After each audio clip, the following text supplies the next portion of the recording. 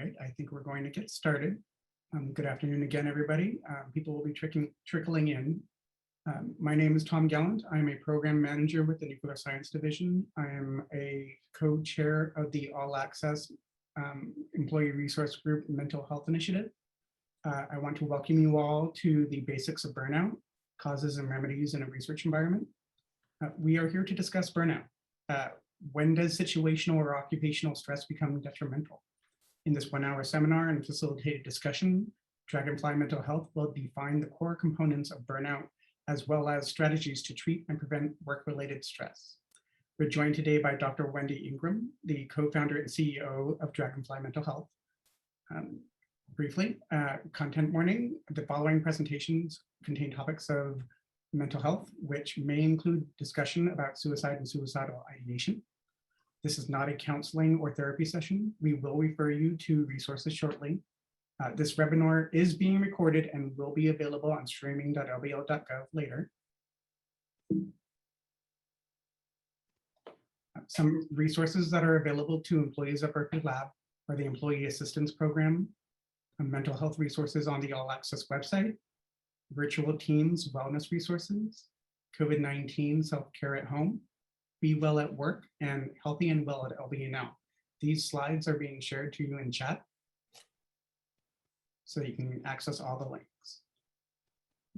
The LBNL Employee Assistance Program allows you to get support, guidance, consultation, assessments, referrals, and information. The services are free, confidential, voluntary, and professional. Options include individual sessions, support groups, workshops, and management consultations. Counselors are licensed professionals with knowledge of LBNL culture and resources. Appointments are available Monday through Friday, 8 a.m. to 5 p.m. for both telephone and video. The contact information is shown below. We are sharing this event with Livermore, Slack, and Sandia, and we wanted to make sure those employees also knew the resources available to them. We would like you to be informed. There is a chat window that only panelists can see, but self-disclosure of a condition in this discussion does not constitute informing the lab of an accommodation need. The appropriate contact is the Integrated Disability and Absence Management Service, IDEAM. If you discuss feeling like harming yourself or others, as mandated reporters, we are required to inform the proper authorities. We encourage you to contact Be Well at Work for professional support. If you need immediate help, please go to the nearest hospital. And finally, here are some alternatives to calling 911 for mental health crises. The Berkeley Mental Health Mobile Crisis Team, Berkeley Mental Health Daytime Crisis Hotline, Alameda County 24-Hour Crisis Hotline, Oakland Mobile Crisis, the California Peer Warn Line, which is also a link to click and follow, and the National Suicide Prevention Lifeline. I'm going to be turning it over to David Brown.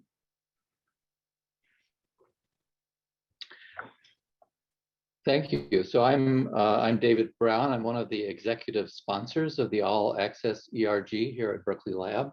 I'm also director of the Computational Research Division. I've been at Berkeley Lab for about 10 years and with the National Laboratory System for about almost 37.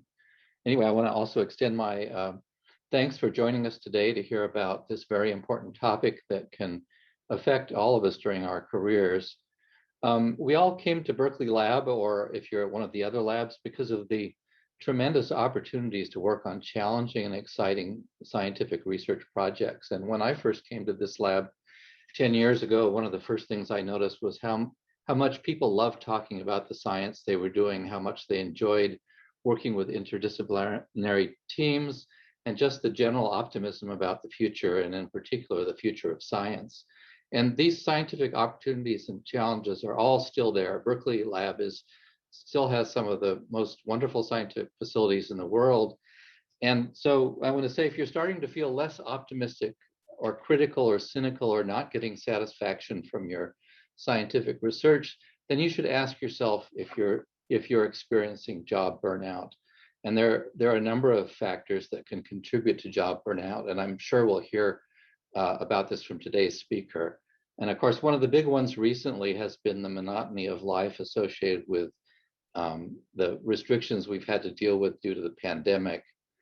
We'll also hear today about ways to combat burnout. I've certainly experienced this personally over my career, and for me, the most important thing has been to regularly decouple from the work environment, either through outside non-work activities like playing musical instruments or taking a nice long vacation in a place with bad internet, preferably. And so I'm sure we're going to hear more about this from the speaker as well. And I'd like at this point to turn the floor over to Helen Katamotori, who is my co-executive sponsor for the ERG. Thanks, David. Hi, everybody. And I also work with David in the computational research division, and I've been at the lab about 14 years and was at UC Berkeley for about 6 years before that. I'm very grateful to Misha and Emmeline and Tom for putting this panel together, because I think it's so on point. I have never experienced the level of burnout that I'm experiencing now, in part, as David referred to, because of the monotony of our life during the pandemic. So I'm very much looking forward to what will be presented today. And I thought it was just important to share that, even those of us who've been here a long time, senior leaders, experience this, and it's a challenge. So I'm looking forward to what we have to learn. And I will turn it over to Wendy. Welcome. Thank you so much. And I really appreciate both of you in the executive leadership sharing your own experiences and shared experience with us, because no one is immune from struggling with mental health issues, burnout being one of them, and one of the most prevalent, especially in these kind of industries and environments. So thank you so much for sharing that. And I would welcome both of you to jump back in during the discussion portion of this, when we start answering questions, and lead from your own experience, or continue to from the environment that you're in, from the lab's perspective, how seriously you take it, or what things that are being done in those veins. So thank you all so much. And I will share my screen and jump in. Let's see here.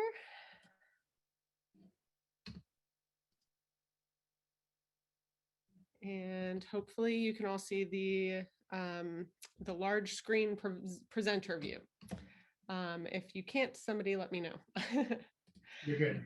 All right, perfect. So thank you all so much for being here. This is really fantastic to see 120 people in this seminar.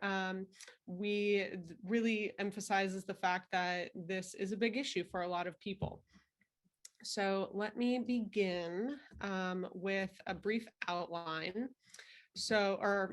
First a disclaimer. So we, just to reiterate some of the things, if you are in crisis now, or you would like to receive emergency help, refer to any of those resources that were provided in the chat in those first few slides. You can call 911, go to a local emergency room, call the National Suicide Lifeline or crisis text line. There are many options out there, which is really wonderful. And I do want to emphasize that at Dragonfly Mental Health, we are not a healthcare provider organization. The information that I'll be providing you with today does not qualify as medical advice and does not substitute for speaking to a medical professional. So what we're going to do today, though, is first I'll give a little bit of a brief personal and then overview of Dragonfly Mental Health introduction. And then the bulk of what we're talking about today is the basics of burnout, and then discuss a little bit more, teasing apart the differences between burnout, depression, and anxiety. So the bulk of what we're hoping to be able to do today, though, is answer your questions. So this is a starter guide. This is just the basics. We want to give you enough information to then start asking your own questions. Where are you at, and how can we help you? So I am a mental health informatics specialist. Not everyone in Dragonfly is, but I've been studying and training for almost 20 years now in the sciences, the research sciences. I started at University of Arizona in psychology and biochemistry. I was in a biochemistry research lab for 4 years there. And then I went to UC Berkeley for my PhD in molecular and cell biology. After finishing there in 2015, went on to a joint postdoc working at Geisinger Health System and Johns Hopkins School of Public Health, and trained in psychiatric epidemiology. So my research is on both all the way from molecules to the masses, looking at mental health and especially depression.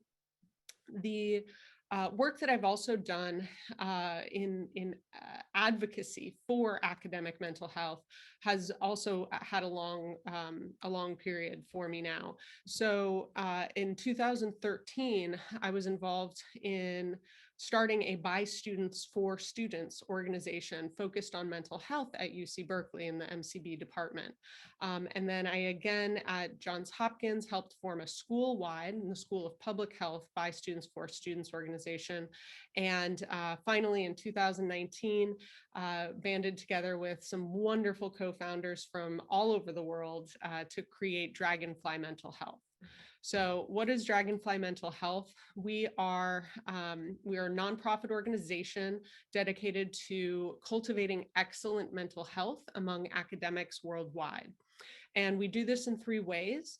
We have a global consortium for academic mental health. This is a group of over 200 volunteers that are involved in conducting research and trying to address the systemic issues that face academics and their mental health.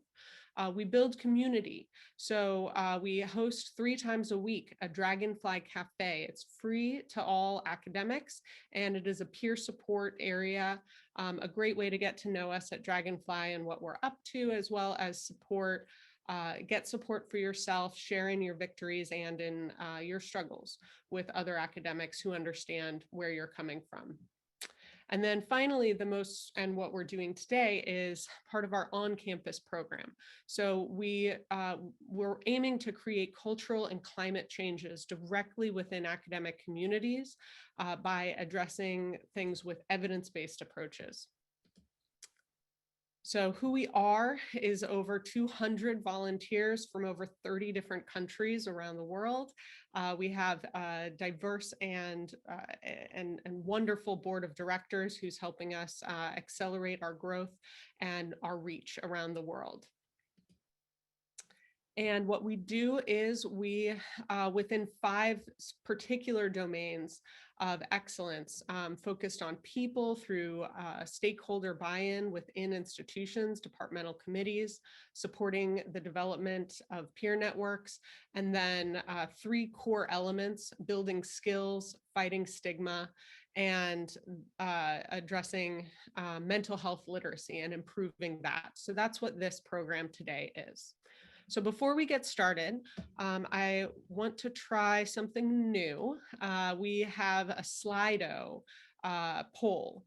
And so we've got 3 questions in the Slido poll. I'm going to switch screens to the Slido, but you can go to slido.com and use this number 334-836 in order to get to our Slido. I'm going to stop sharing and share the other screen and see if we can get some instant anonymous responses here. So we'll start with the poll number 1. So the question is, do you feel worn out at the end of the day? And the answers could be never, at least a few times a year, at least once a month, at least once a week, or every day. And let's see, we are getting some responses, so that's great. This is working. So go ahead and we'll give everybody a minute to navigate to Slido and to answer this question.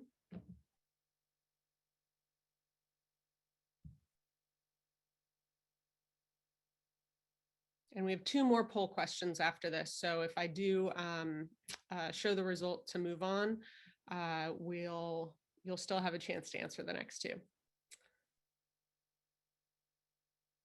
Okay, it's kind of slowing down, so I'll show the result. And wow, so a lot of folks are showing that at least once a week, they are feeling worn out at the end of the working day.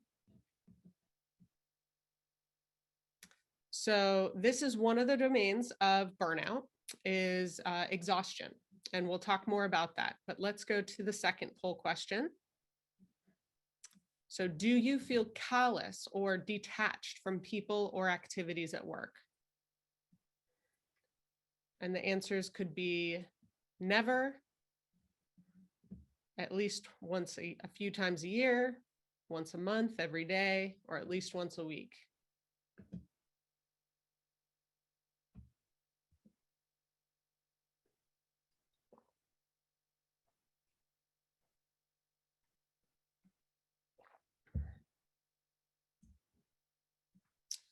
So yeah, we've got at least once a week and at least once a month, both the top contenders here. So I'm going to go to the third question. And so this activity is depersonalization, which is another element of burnout. So the final question in the poll here is, do you feel accomplished at work? So again, the same frequency, never, at least a few times a year, at least once a month, at least once a week, or every day. I suppose we probably are self-selecting to have fewer people that feel great every day to come to a burnout workshop. But here we've got 85 respondents, so that's a lot of you. And that really seems to be painting a picture that there's still a lot of accomplishment going on. And that's another piece of the burnout puzzle that we're going to talk about. So that's great. But the fact that there's a good chunk of folks who said never is unfortunate. And that might be a component of burnout. So I'm going to switch back to, if I can find the buttons, and go back to this, this space. Oh, and Emmeline, thanks so much for sharing that link with everyone. So, okay, so now we're back in it. And so those were the 3 questions. And these are the 3 main components of what burnout is. We'll go into more detail a little bit later. But the energy and emotions is a component. The depersonalization is a component. And then the reduced productivity or feelings of accomplishment is the third piece. So when we're talking about mental health or mental illness, you know, we always at Dragonfly like to make sure that we can think about this holistically, and the fact that there is a spectrum and you can be anywhere on this spectrum and you can move around throughout this spectrum quite a bit. So mentally healthy really is where we'd like to be, right? So it's a place where you can bounce back from the daily stresses that pop up. There's really no problem. There's a lot of resiliency there. That's you know, like peak athletes have peak physical health. We would love to have peak mental health. Stress, though, is something that always happens. You cannot avoid it unless, I don't know your secret. If you can't avoid all stresses, please let me know. I would love to know how to do that. But these are things that come up, either planned or unplanned stress, a presentation that's coming up, or something like your child getting sick, and having to respond to and deal with those situations. But this is a state on the mental health spectrum that you can bounce back to the mentally healthy state pretty easily and with very little intervention.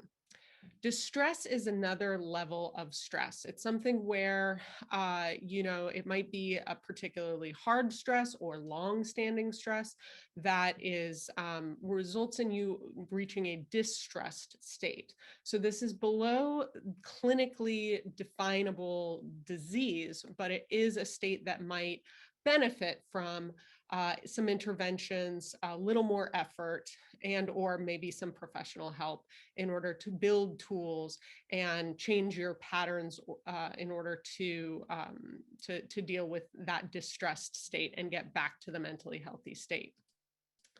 Mental disease is where many of you may have heard of the DSM 4 or 5, the Diagnostic Statistical Manual of Mental Illnesses.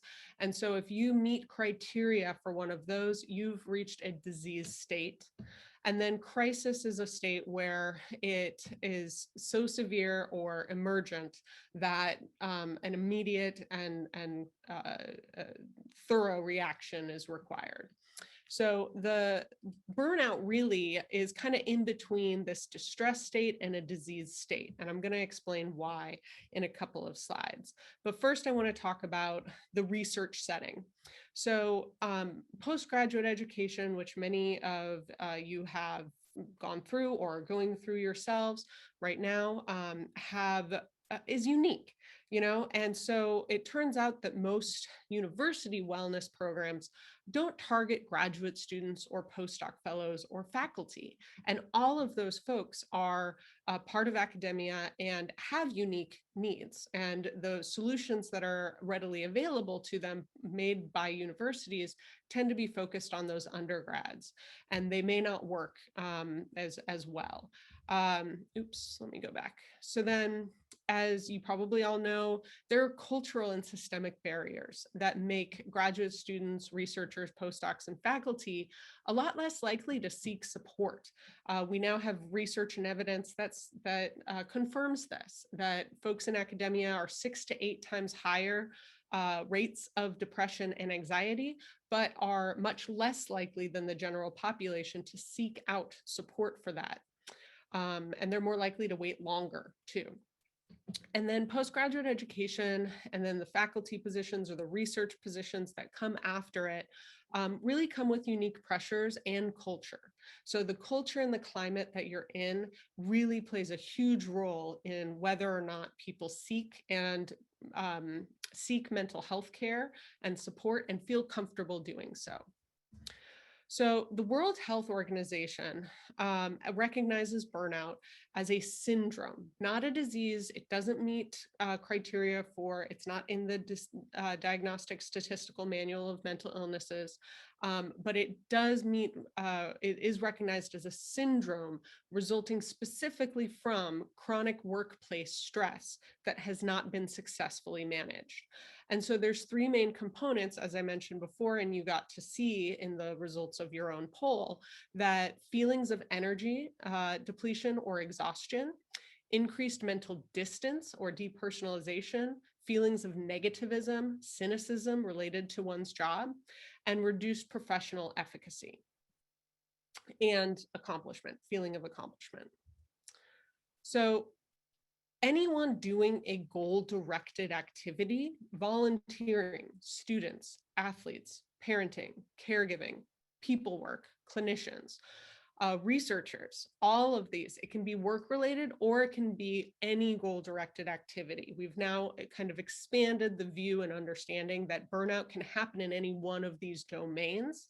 And I'd like to go through some of the core components and symptoms that you might be able to notice in yourself if you're reflecting on your own experience first. So you can notice that you're feeling physically or emotionally exhausted at the end of the day, or you wake up dreading going into work. You may have reduced emotional regulation. So something that would normally be under normal circumstances, water off the duck's back, you might find really strenuous or burst into tears or just reacting a little bit more harshly to someone's criticism that was given in good faith for constructive reasons, but maybe you're reacting to it very defensively, and it seems out of touch with how you normally would react when you're in a good place. It can also result in cognitive impairment. So having memory or attention, concentration issues, things like that. You might notice you're having trouble word finding a little bit. I might be having that right now, but it's due to sleep deprivation. I happen to have a 2-month-old that is my first child. So I appreciate everyone's support of some stumbles that I might have. And in addition, sleeping problems can happen because of burnout. That can be a symptom. And there's also a lot of things with burnout that you might notice when you're interacting with others, especially at work. And so you might notice that you're more irritable when you're interacting with folks. You're not as warm and social and enjoying being around others. You may withdraw then from those social interactions and distance yourself from colleagues, from people that you work with. And in addition, interacting with others, you might notice at work, there's reduced performance. So, it might be motivation, it might be the ability to perform, or it's, just different ways. There's a lot of these things that are measurably reduced when someone meets criteria for burnout. And then inflexibility and cynicism are two other really big things that kind of come out when you're interacting with others or activities at work. So one of the things we want to emphasize, though, as a basic of burnout is that burnout is situational. And so you may be able to contain or manage symptoms. And in fact, a lot of people within academia are what we would be termed by the mental health clinicians as very high functioning. And so there's a lot of ability to cope and deal with things for an extremely long period of time, but it's something that is treatable and manageable if you engage with it. But just because your ability to manage those symptoms or contain them to just work and it doesn't spill over to affecting your personal life or your family or your friends, then that is not necessarily a reason to not seek help and not seek solutions. A common misconception that a lot of people have is that, I don't have it so bad. I don't have full-blown depression. I should just learn to live with it. And this is a really unfortunate stance to take, because you could be living a better life and be enjoying work more and being more productive and continuing to enjoy it if you were to engage. The couple other things are that every day may be different, more days rather than not, but it doesn't have to be every single day. So we saw that there was kind of a scale of every day versus to never. And what most people responded to was around once a week. They were feeling energy burnt out or emotionally detached or callous about things. So burnout is not static, and it's definitely not inevitable. It's not something that you should just learn to live with, because it's something everyone is going to experience. And like we mentioned, you can be burnt out on one dimension, but not others. And we'll get a little bit into the difference between burnout and depression right at the end in order to tease that apart a bit more. And so burnout typically is work-related and doesn't necessarily mean that you have lower energy or depersonalization or lower interest in participating in things you do enjoy outside of that work domain. So the causes are really clearly delineated now, which is great. 10 years ago, it really wasn't. And people have actually been studying burnout since around like the late 80s. So the causes are known to be chronic stress relating to work and other ongoing activities, lack of control within that work environment and over their the person's activities and schedule, bullying or toxic work environments and relationships, work-life imbalance, extra job duties, but limited authority to actually make decisions around those additional job duties, and feeling disconnected from values, as well as lack of identity beyond work. So all of these things have been very clearly across many, many domains, including research, to be the causes of burnout.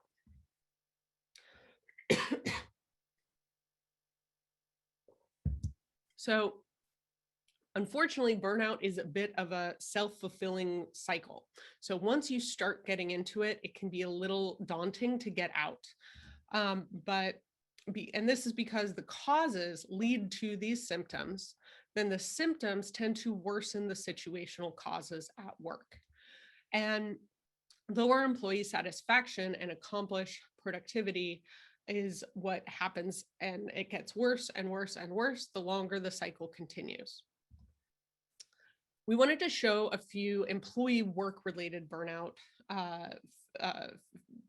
data and studies that I've been doing. So one of the best is this over 12,000 respondents in a Gallup poll conducted in 2019. So this was pre-pandemic. And what they saw was that 76% of employees experience burnout on the job at least sometimes. So what is this? What's the impact? It impacts health and it impacts productivity. So people who experience burnout are 63% more likely to take a sick day, 23% more likely to visit the emergency room, half as likely to discuss with managers about their performance if they're struggling or having a hard time, and about 2.6 times as likely to be seeking another job. And what we find on the flip side is that employees who are given enough time to complete tasks and experiments or whatever it is, are 70% less likely to experience burnout. So bringing it back to a little more data about the pandemic, burnout in academics during the pandemic hasn't been studied exceedingly well as a concept itself, but there are a lot of studies that are now being done about mental health as well as stress.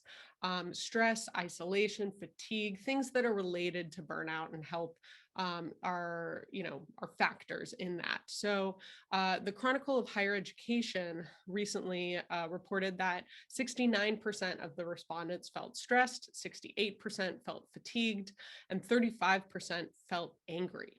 So these could all be burnout signs and symptoms. More than 50% said that they were very seriously considering changing their career or retiring early. And for junior scientists specifically, the crisis we know has now magnified stresses that prior to the pandemic were already present in the academic system. One of which, employee related, is that the pandemic is now resulting in a lot of career uncertainty, even more so than we had previously. So let's get to the good stuff. What actually helps with burnout?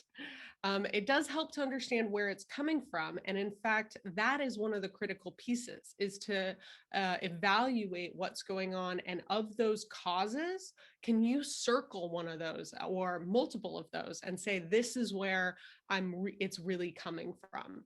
Fortunately, with burnout, as opposed to a lot of mental illnesses that meet diagnostic criteria, there's a lot of insight with burnout. You know where it's coming from. If we we ask you directly, you can pinpoint it and say, it's this toxic relationship with my boss, or it's not feeling in control of my own schedule, or I work all the time, even on vacation.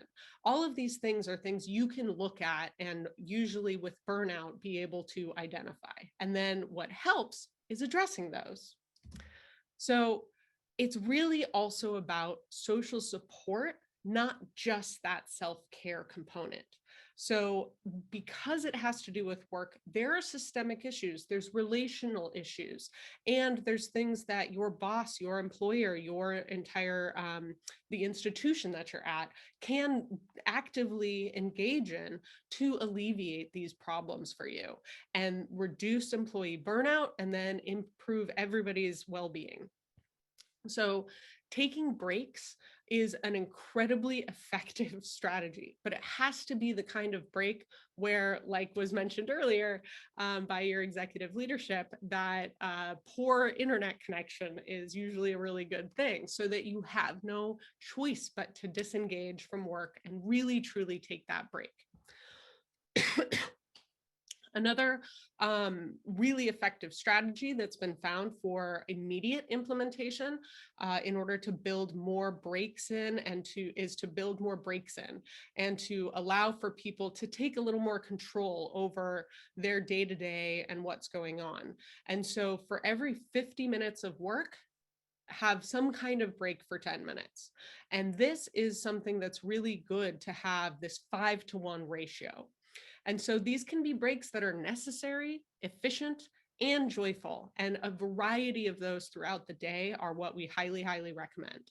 But take the necessary breaks, eat, drink, go to the restroom, use those breaks to just get up, stop what you're doing, and go do something else, but still be efficient. Have a short list of things that are really short tasks where you can go to the printer or do something else that is helpful to your job, but is a break from what you're doing in that moment. So you're not as burnt out and you're not fixated in one place and continuing to get exhausted.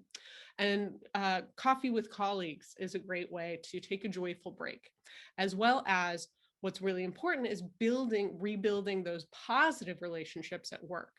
And so those joyful breaks, community breaks, building those kinds of interactions very intentionally is really an excellent strategy.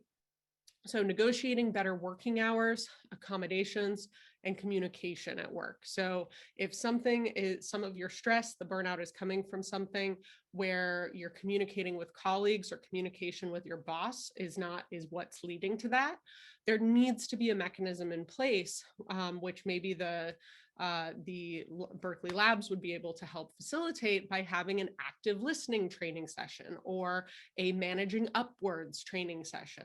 Teach people and encourage people to learn to listen to one another and communicate more clearly in a way that works for them. And then seeking support and better relationships at work, I already mentioned. And what's really kind of interesting about a difference between depression and burnout is that burnout really does, in fact, measurably respond to mindfulness, meditation, improved sleep, and increased exercise. So those things don't necessarily, they might help with, say, depression or anxiety, but they often don't do enough for those kinds of illnesses. Whereas burnout really does measurably across the board respond to those kinds of interventions. So some other advice that came from folks at Dragonfly were, don't internalize burnout as a failure. Burnout is a consequence of a system that expects people to work long hours and sacrifice their personal lives. This is cultural. And so addressing that culture is a really key component to fixing a burnout prone situation. And so creating ways to detach from stress, normalize conversations around mental health and that whole mental health spectrum. It's not just crisis and disease or you're perfectly fine. There's a lot of space in between involving stress and distress, and burnout is among them. And one person said to treat yourself like a tree. Every person really needs sun, water, air, nutrients, ground within which to feel supported and to grow into, and space to also grow up into as well. So those were some things from Dragonfly. And I'll just kind of recap burnout real quick. The symptoms are emotional or physical exhaustion, reduced resiliency and adaptability, cynical about work and colleagues, and reduced performance and concentration. And the causes, again, are chronic stress relating to work or other ongoing activities, lack of control, bullying or toxic work environment and relationships, and a poor work-life balance. And what works is taking breaks and vacation, negotiating better hours, accommodations, and communication, seeking support and building better relationships at work, and then mindfulness, sleep, and exercise, all evidence-based, supported by the literature. Now, in contrast, mood disorders and anxiety, so depression and bipolar depression or bipolar disorder, and anxiety are both highly comorbid and can also exist alone. They can phenocopy a little bit with burnout. So a lot of people are curious, what's the difference? How do I tell the difference? And those stats I showed you earlier showed you that there's a lot of people struggling and suffering from burnout in work environments, right? 76% of all respondents to the Gallup poll said that they experienced burnout at some point. Whereas if you look at point prevalence of the diseases of depression and anxiety, it's only about 6.7 to 6%, depending on the illness. Whereas we know that folks in postgraduate education and beyond, at least in graduate school, these rates are much, much higher. So I mentioned 6 to 8 times more likely graduate students have been found to struggle with depression, suffer from depression and anxiety than the general population. So the symptoms of mood disorders involve the mood, body and behavior, and thought disorders. And they're prevalent across the entire life of someone. So it's not work specific related, and then otherwise you're perfectly fine with friends and family and doing activities that you enjoy doing. So that's a key difference between these illnesses and burnout. And the causes are different too. So it's not work-related causes. It might be influenced by, it might be triggered by some of the things we talked about with burnout, but there's a lot more biology going on that involves the immune and endocrine system dysfunction, nutrition, sleep, or exercise deficiency. And these are extreme ones, not just you lost sleep for a night and now you're horrifically depressed. That tends not to happen. But there's also biological genetic components, trauma induction of these and predisposition to developing depression and anxiety, and serotonergic pathways themselves, which are what the main way in which we pharmacologically target these illnesses. So just to recap and to draw in a little bit more data about the difference between burnout and versus depression and anxiety, there's a few papers very recently that have concluded that there's no clear overlap between the two. So they're distinct and robust constructs. So depression and anxiety might be related, but they're not directly related. So burnout is not necessarily a clear precondition of developing depression or vice versa. But it does indicate that those at high risk, so those in highly stressful situations, such as research, are really ought to be screened for both burnout and depression and anxiety separately or at the same time in order to get them to timely and efficient treatment. So to remind you, burnout isn't a disease, but it is a recognized syndrome. So I also have included here a few things that if you type into Google burnout, MBI, CBI, or BAT, you'll probably be able to find some of these questionnaires and look at the kind of self-assess if you'd like to. Depression screeners, PHQ-9 is a good, super quick way to kind of self-assess, get a sense of maybe this is something that you're dealing with, as well as the GAD-7 for anxiety. These are all validated metrics that are being used in the research to assess the level and, and these are screeners, not diagnostic tools. So if you are concerned though, a lot of folks ask, how do I know? How do I tell the difference? And so these would be things, tools at your disposal that you might use to self-assess a little and determine if you want to go see a mental health professional in some way or your personal doctor. So with that, I'm going to stop and I'm ready for the Q&A session. And I invite anybody and everybody to consider volunteering, joining us for a Dragonfly Cafe, or even donating to Dragonfly and our efforts if you like. Thank you, Wendy. So we have two ways of submitting questions. There's the Q&A button at the bottom of your screen or the chat window. You can chat with the panelists. I want to take a minute and thank Wendy for the wonderful presentation, and David and Helen for their support of our activities, and also the IDEA office and Janie for helping us put all these events through, and who has volunteered to help us with the Q&A today. So I'm going to go back behind the scenes here and we will address the questions that we've been collecting in the chat and in the Q&A. One of the questions here is, how should one balance taking breaks with trying to get into a productive flow state?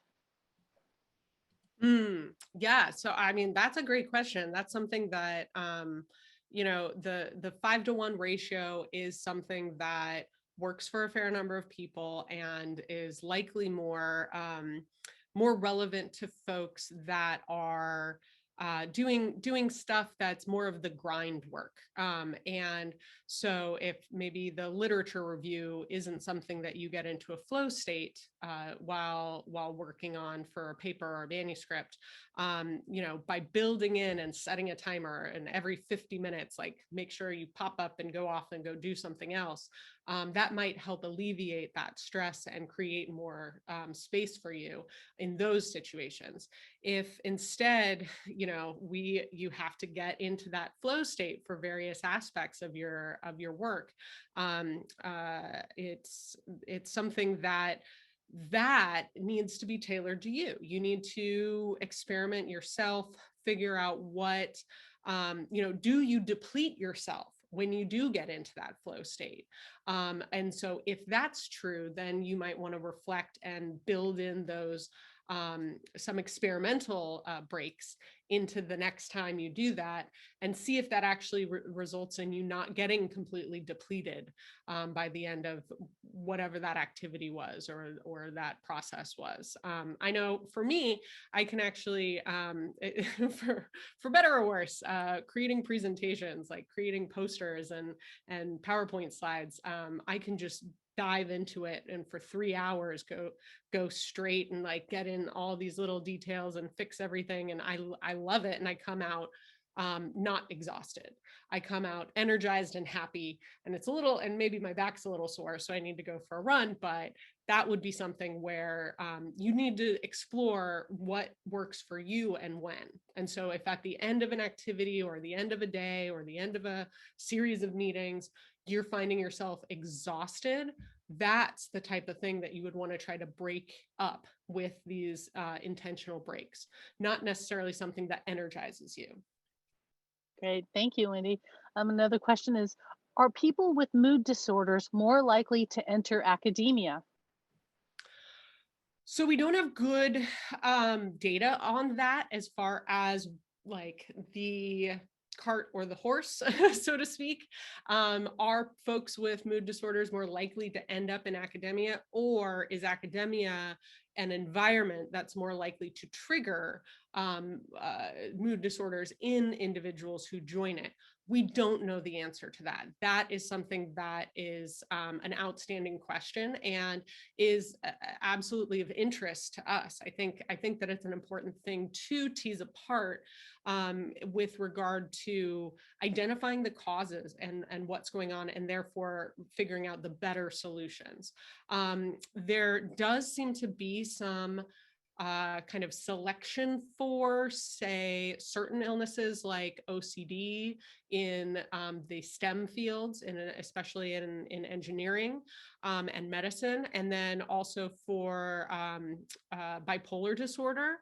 And in a lot of different academic fields, there's higher rates of that, and that might be due to, because those are such those are rarer diseases. The baseline point prevalence of those are of those chronic illnesses are 2, 3, even 4 times the estimated amount of the general population. So that might suggest that some of those illnesses might be kind of predispose folks to go into those careers.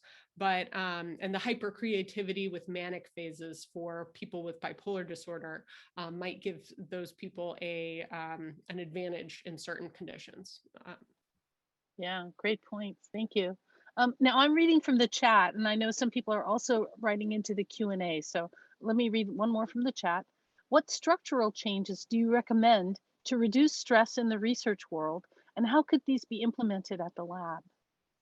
So that's an excellent question, and something that I, as an outsider, wouldn't be able to answer right off the bat. What I would recommend, and what Dragonfly does help support, is the formation of internal departmental or maybe laboratory-wide committees that are dedicated to identifying and answering those questions.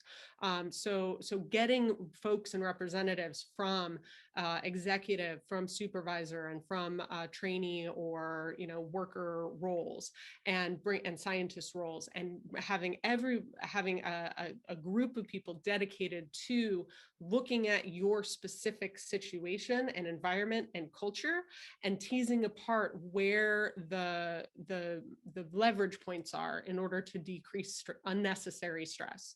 And so one example might be that there's a lot of stress coming from managers putting timelines on folks to get things done.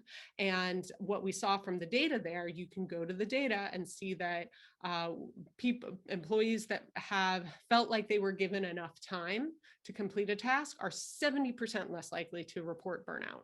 And so that's a huge margin and opportunity for change, to really focus on that time. What kind of time limits are people getting put on them? Are the supervisors waiting to the last minute to assign things? And then that is stressing out the employees and the scientists too much to rush to get things done. That might be a place where some seriously positive change could happen at the institute level, that they can make recommendations or train the managers to give more time, to plan things out better, to give those longer timelines. That might be an example.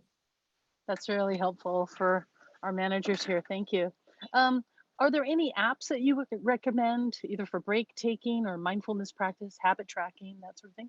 Oh God, there's over 20,000 different mental health apps. Okay. So if I pick one,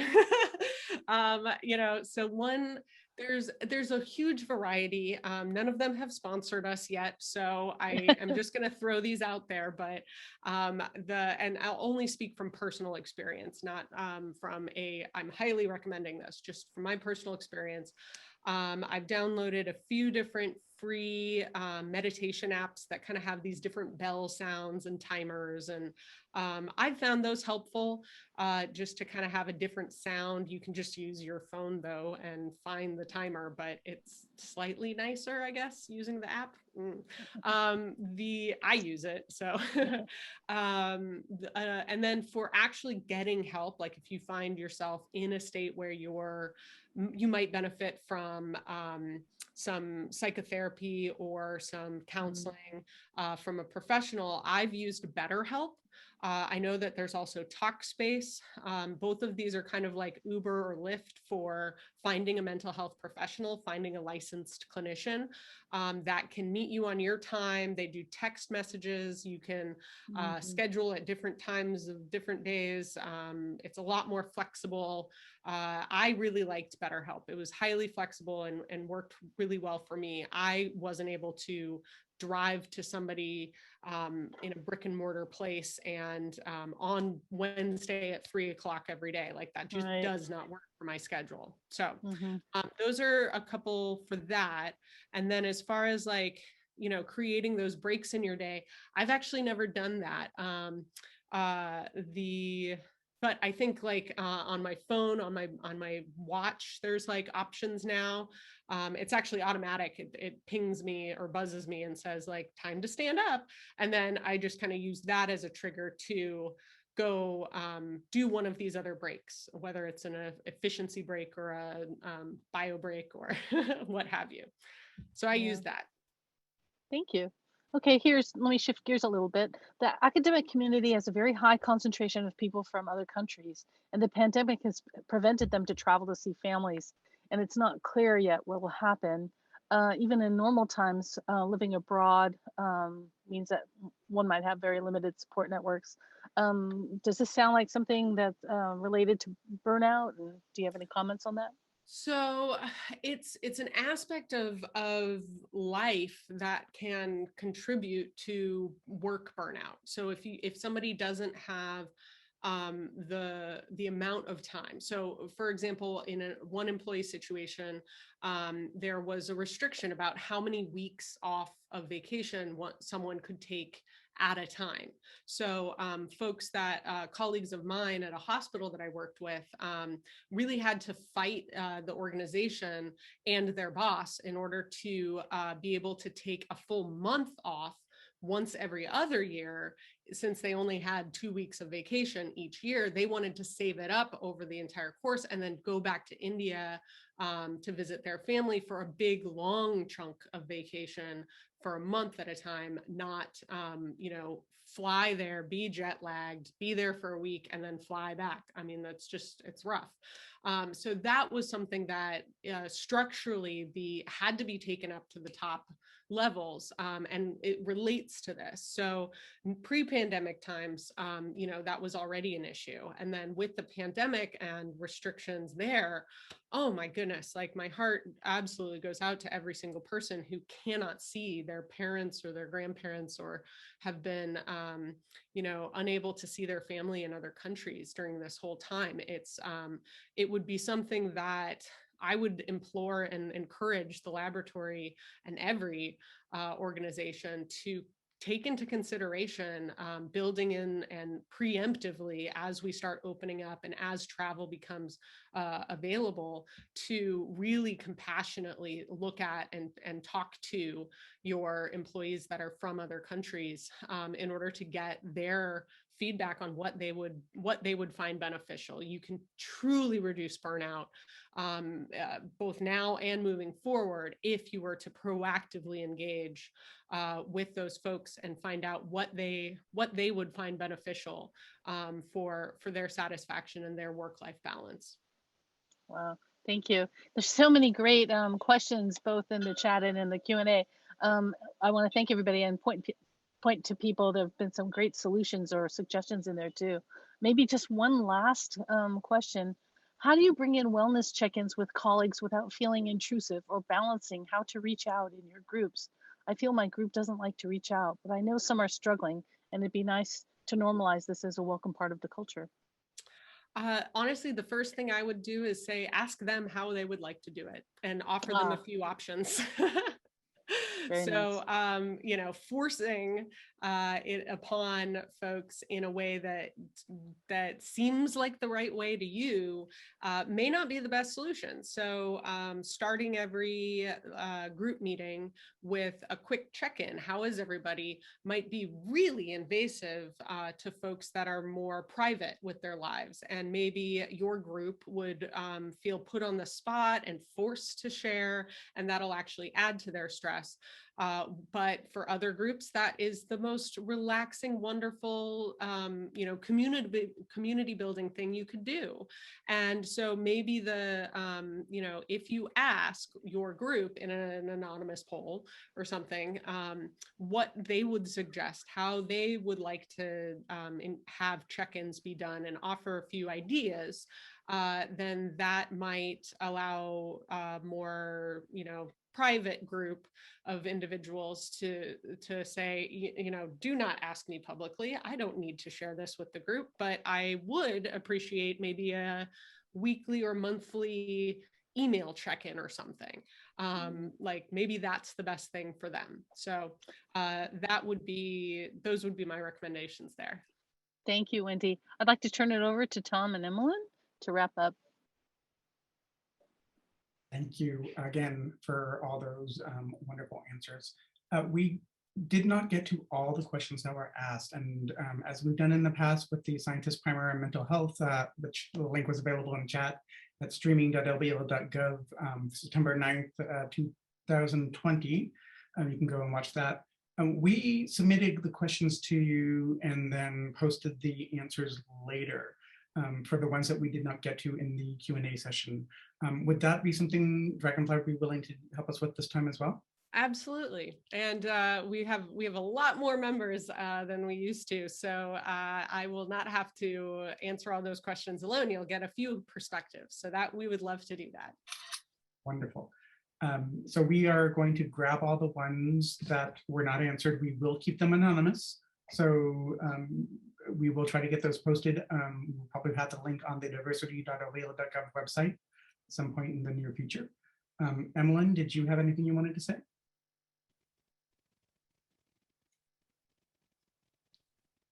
Just want to say thank you, Wendy, for being here, for coming back and presenting to the lab again. And then thank you to our executive deputy sponsor and also to the IDEA office. And thank you for all of you for attending and your contributions today. And a big thank you from us at Dragonfly to our working group lead, Mary Huff. She really did a lot of work on our end.